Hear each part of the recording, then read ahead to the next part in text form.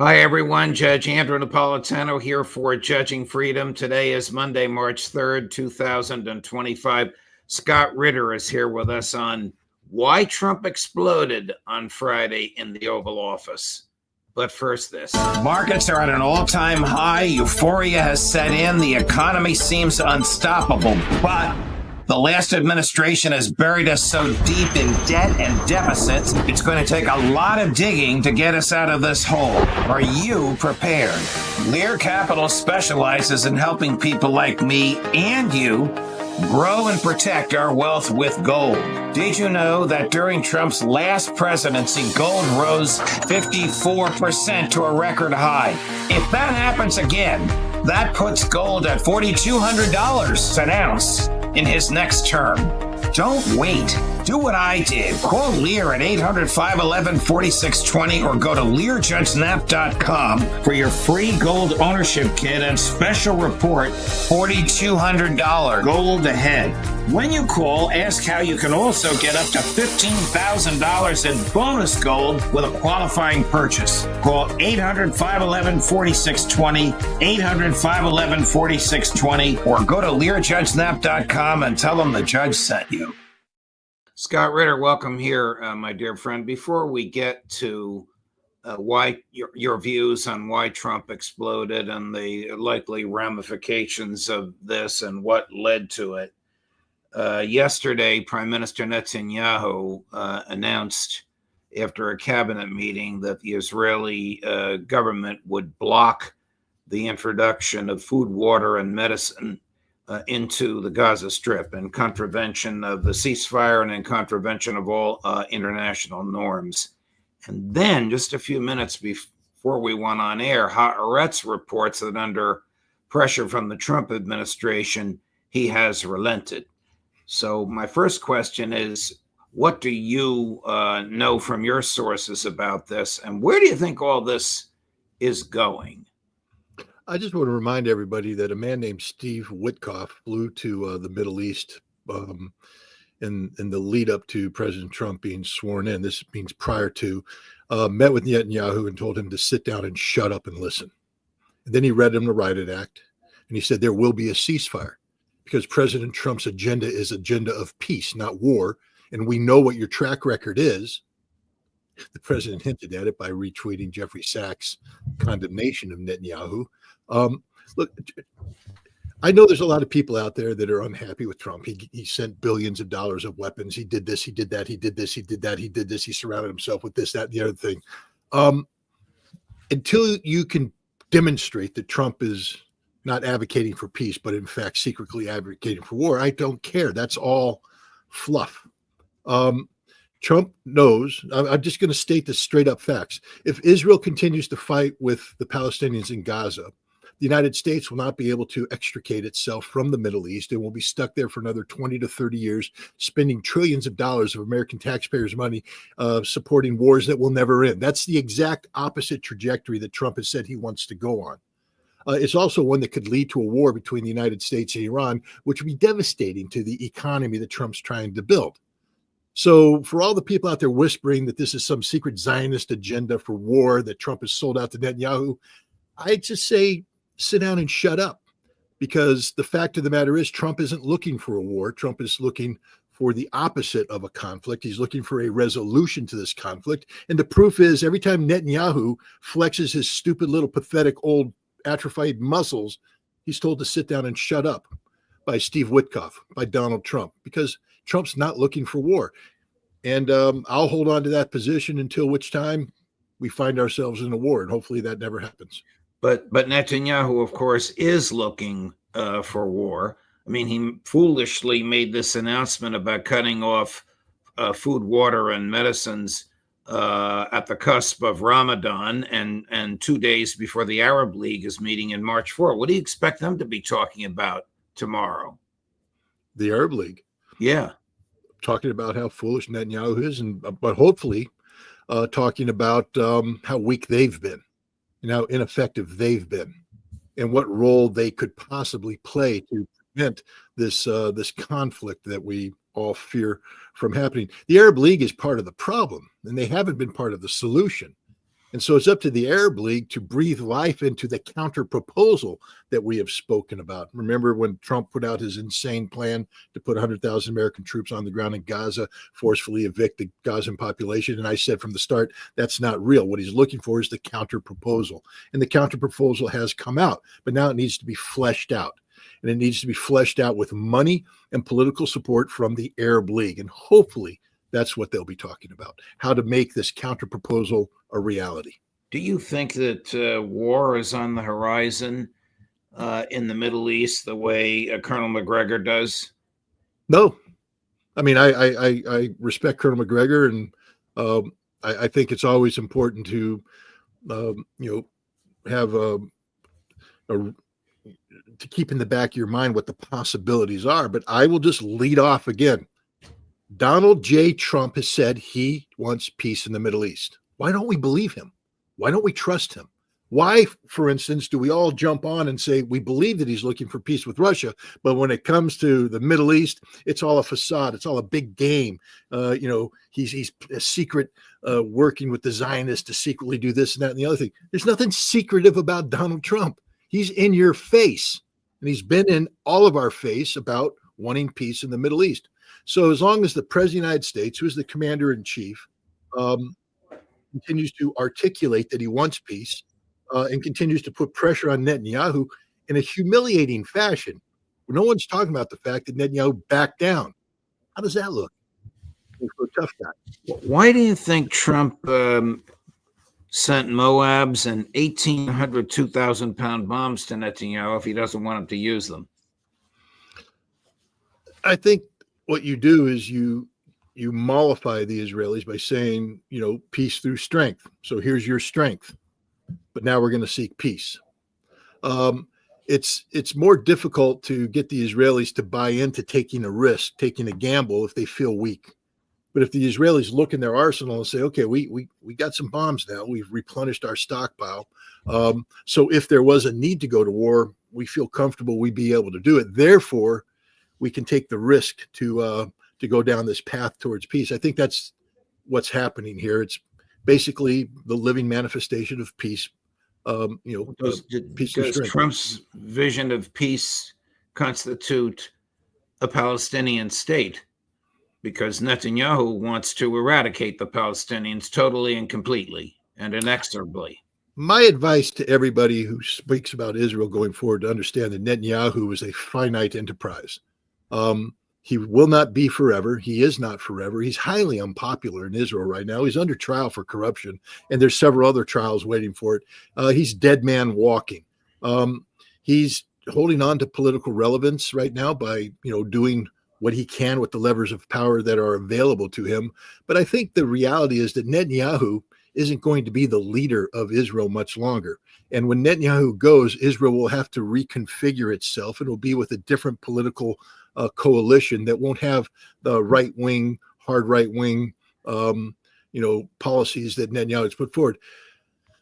I think the reality is there's going to be a Palestinian state. It's going to be a much diminished Palestinian state, one that, to the extent the West Bank is incorporated into it, it will be a West Bank of a smaller scope and scale. It'll be a Palestinian state that will be, I think, focused on a rebuilt Gaza. And things of that nature. But I do think there will be a Palestinian state.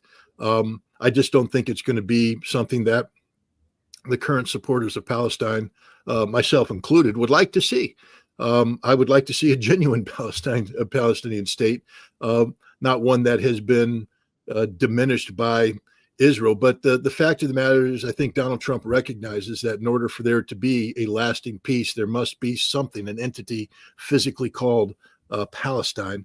And I think that he is positioning himself so that its center of gravity will be in Gaza and not in the West Bank. Well, that would be truly remarkable, utterly laudatory and worthy of the Nobel Peace Prize, because the Israelis want to mow the grass. That's the demeaning term that they use when they want to slaughter, kill, or otherwise expel all the Palestinians. But there's something going on in Israel, right, Judge? I think everybody needs to pick up on.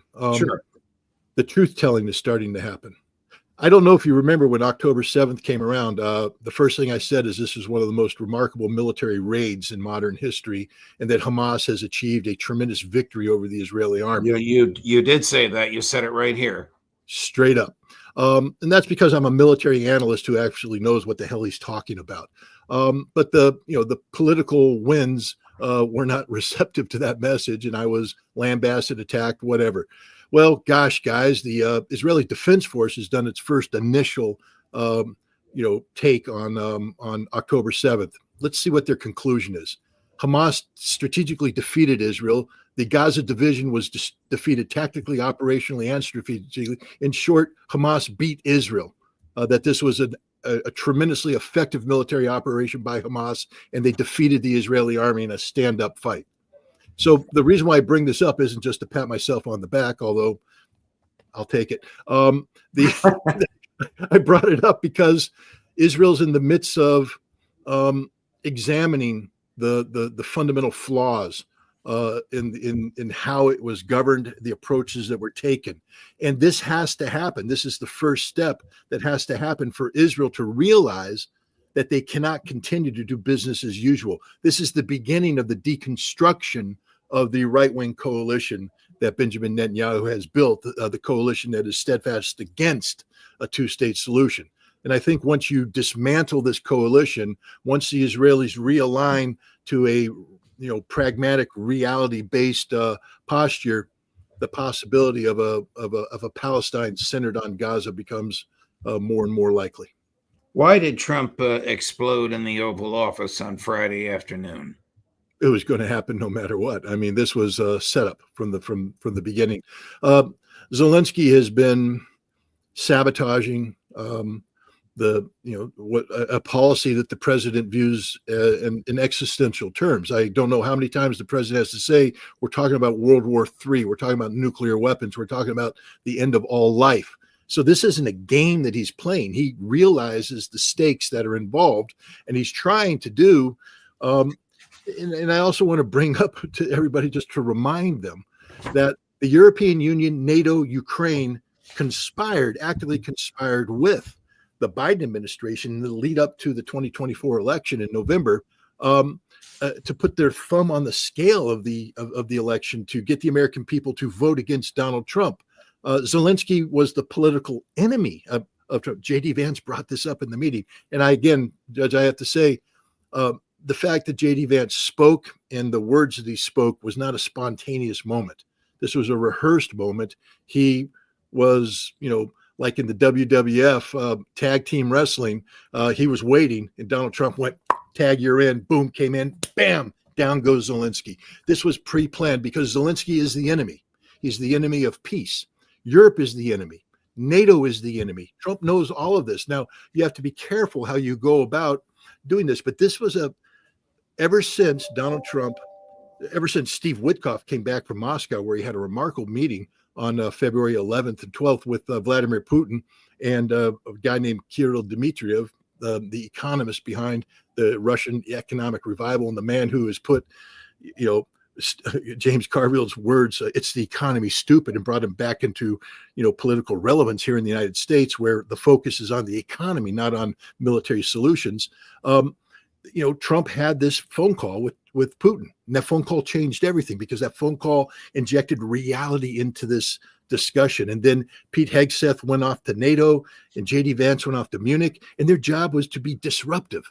And they did it. They threw little grenades into these rooms and got Europe in a panic, spinning amongst itself.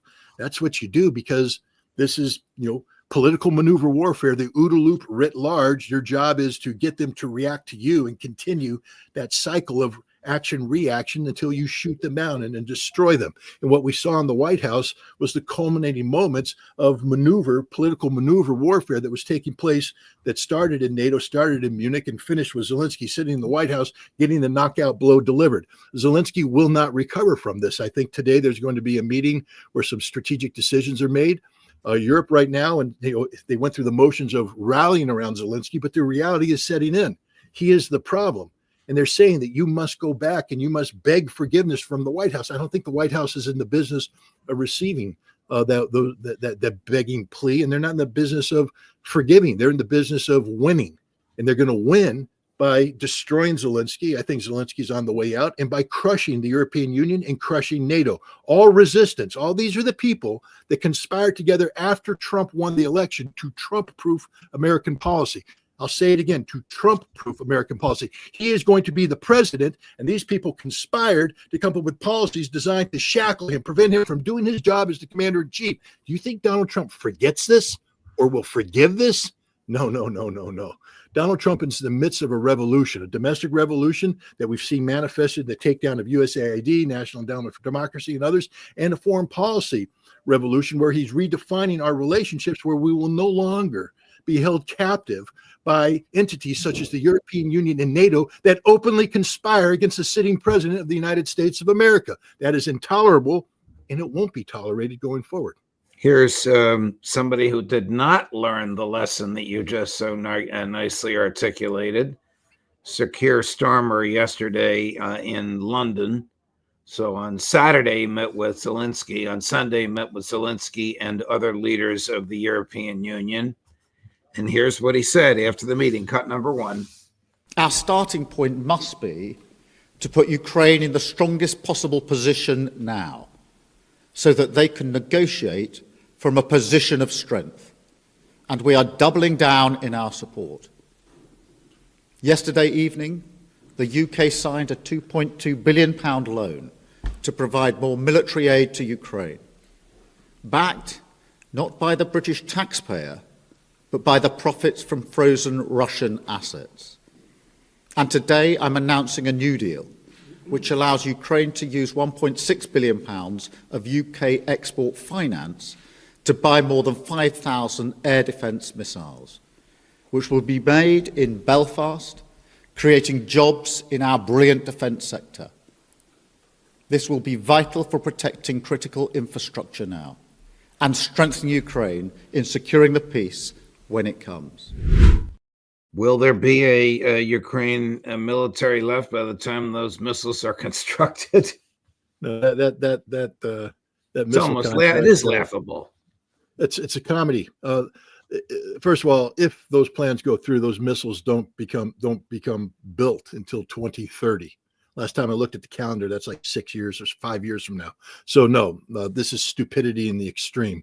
There's other things.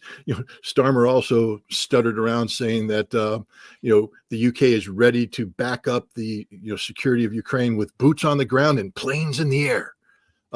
But then he turned around and said, but we have to be backed up by the United States, which means it isn't going to happen because we're not going to back that up. France immediately ran away from that. So did Poland. So did everybody else. Starmer is sitting there alone.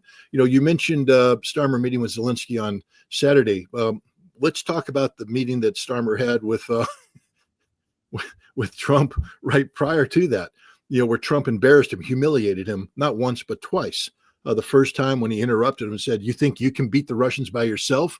And the entire press room laughed because the UK is a joke, a literal joke. And then later on, when Starmer tried to intercede on behalf of Canada, Trump just shut him. I said, that's enough. Shut up. You're done. And shut him up right there on the spot. Starmer's a nobody, a nothing. And he knows it. I mean, this is just political posturing that's taking place here. I'll put something else that Starmer didn't mention. The British signed this this deal, $100 billion deal or something with the Ukrainians about the minerals, the same ones that Trump wanted to sign a deal for. And you're probably asking yourself, how can the Ukrainians sign 2 deals? They can't. I will make this prediction. When this is all said and done, the British deal will be canceled in its totality. And whatever is the Ukrainian government will sign a mineral deal with the United States, with Donald Trump. The British are a joke right now. They're actively trying to sabotage everything Donald Trump's trying to do. And Donald Trump is a counter puncher. He's also a man with thin skin, and he's very vindictive. I mean, that's not necessarily the best of traits, but when you know those traits exist, why insult the man knowing that he's going to counterpunch and come at you personally? This is personal for Donald Trump. He will humiliate Starmer by the time this is finished. And if Macron's not careful, he'll humiliate him as well. This is why you see Giorgia Meloni, the Italian prime minister, and Tusk over in Poland, both backing away saying, whoa, we think we want to praise Donald Trump. They're taking a page out of President Putin's book. What was the first thing that Putin did when Trump got elected? He didn't pay attention to the idiocy coming from Kellogg or the stupidity coming from Trump himself. He said Donald Trump is a great man, a brave man, a man who withstood fire, who stood the test. He said nothing but positive things about Trump, and that plays well to Trump. I mean, that means that Trump is like, I'm willing to listen to this guy, to talk to this guy. But when you come out, as Starmer has done, saying that Donald Trump is a stupid man, an idiot who Europe must actively conspire against, Trump doesn't forget this. He has a memory like an elephant, and he will not forget and he will not forgive. Europe is doomed. NATO is doomed because they think played that, the wrong card. do you think that these European looters, that too, leaders, privately among themselves acknowledge that without the United States, NATO is nothing? Without the United States, there is no security guarantee that they can credibly offer to Zelensky, no matter what Starmer says in public, no matter what Macron says in public. Oh, Scott, and no matter what the king whispers to Zelensky. Yeah, the king. Good luck with that one. If you think, I mean, I can't speak for Donald Trump, and I would never try to, but if you think he's going to take the invitation and go see the king after the king saw Zelensky, again, Starmer blew it. Just bad stuff all around. What I do know is that the British, the French, and everybody else were talking very big when they assembled this emergency summit about the need for an independent European security and military, And when they left, they're all going, we got to really sort of work harder to make NATO. We have to pay our fair share so the United States sticks with NATO. We don't want the United States to leave NATO. We need to work with America, because the reality is once they all sat down there and, and the cameras are off, they all turn around and went, y'all got a plan? I don't have. What happens if America leaves? We can't let America leave. America pays for this whole thing. We can't function without America.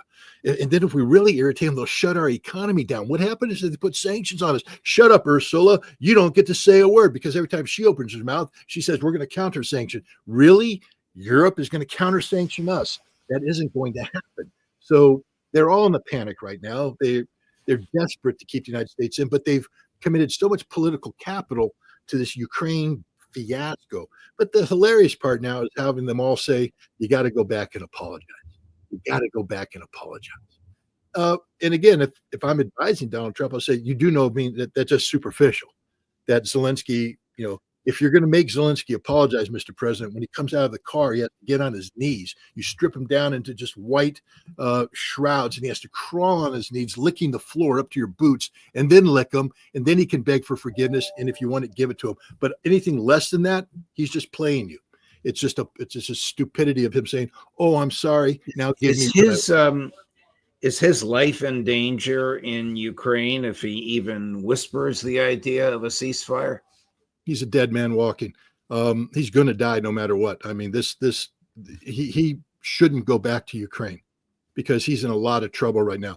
Arestovich, his former advisor, has now thrown his hat into the presidential ring. He says the first thing he will do is arrest Zelensky and everybody else. And that doesn't mean life imprisonment. That means up against the wall shot kind of stuff. But he won't even get a chance, because the right sector, Azov, Kraken, these Nazis that everybody in the United States wants to pretend don't exist, they're there. People tend to forget that in 2019, the Nazis went into Zelensky's office and said, if you dare sign off on the Minsk Accords, we will take you out and we'll hang you from the neck until dead. He was the sitting president of Ukraine, and the right sector came in and said, we will take you out of the office right now, kill your bodyguards, and hang you on the neck until dead on Stepan Bandera Avenue in downtown Kiev. So these people are there. They're empowered. Zelensky's, you almost want to feel sorry for him, except you can't, because this is a man who ran on the promise of stopping war. I will get on my knees and beg Vladimir Putin to end this war, he said, if you vote for me. And they voted for him. And shortly thereafter, he held a war council in 2019 where he said, we will send our army into the Donbass, and we will defeat the Russians, and we will evict the Russians from the Donbass. He wanted a war in 2019. He was articulating a war in 2019. And he's to blame for the war today. I can't resist, because you said you almost want to feel sorry for Zelensky. That's the human side of you. Do you almost want to feel sorry for Netanyahu? No, he ordered the death of the man that I felt could save. Just so people understand, I was a huge believer in Yitzhak Rabin. And when I first started my work in Israel as a UN weapons inspector, it was with the Rabin government, who had the courage to back away from their stated policy of assassinating Saddam Hussein and to take this risk with the United Nations, a major policy risk, to say we will work with the UN to disarm Iraq, to eliminate this threat so that we don't have to assassinate Saddam and go to war. This was an act of courage by a very brave man named Yitzhak Rabin, backed up by some other brave men, Yuri Sergey, who was the director of military intelligence, and others. And I was all in with that government. And Benjamin Netanyahu facilitated the assassination of this man. Benjamin Netanyahu is the most evil man on the planet. I don't feel sorry for him. And I know he's going to rot in hell when he dies. I only hope that his last days on earth are hellish too. Scott Ritter, thank you, my man. Everybody loves it when you're passionate, not least of whom is your humble inquisitor. But thank you very much. All the best. I hope we can see you again next week. Okay, thank you. Yes. Coming up, remaining today at 4:30, the always worth waiting for on all of these topics, Max Blumenthal, Judge Napolitano for Judging Freedom.